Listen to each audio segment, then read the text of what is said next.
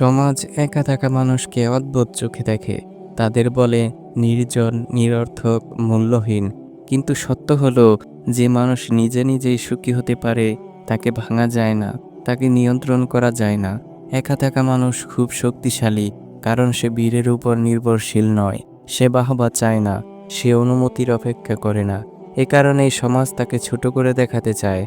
যে মানুষ নিজের সাথে শান্তিতে থাকে তার উপর সহজে প্রভাব বিস্তার করা যায় না, তাকে পিছনে ঘোরানো যায় না। তাই নীরব থাকুন।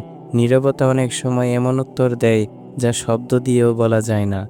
নিজেকে গড়ুন, দিনের পর দিন, রাতের পর রাত।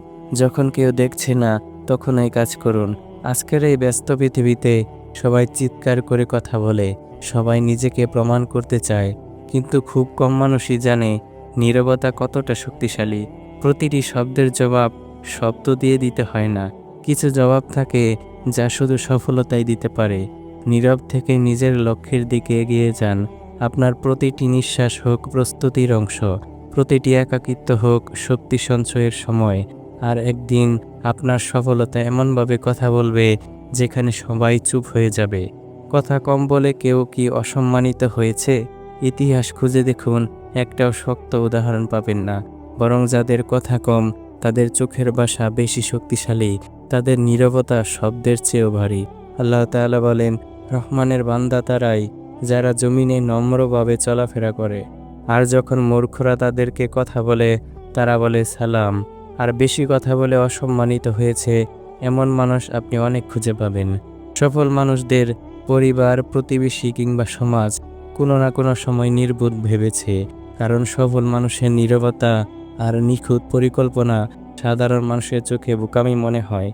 যে মানুষ চুপ থাকে সে নিজের কাজের প্রচারণা করে না, সোশ্যাল মিডিয়ায় নিজের কাজ শেয়ার করে না, মানুষের কাছে প্রমাণ দিতে ব্যস্ত থাকে না। সে জানে আসল কাজ শব্দে হয় না, আসল শক্তি তৈরি হয় নীরবে। চুপ থাকা মানুষগুলো প্রতিদিন নিজের উপর কাজ করে, নিজের দুর্বলতাকে ঘষে ঘষে শক্তিতে বদলায়, নিজেকে ধীরে ধীরে নির্দিষ্ট কাজে দক্ষ করে তোলে। তারা বাহবার উপর বাঁচে না, সমালোচনায় ভেঙে পড়ে না, কারণ তাদের লক্ষ্য মানুষের মুখ নয়, তাদের লক্ষ্য নিজের ভবিষ্যৎ।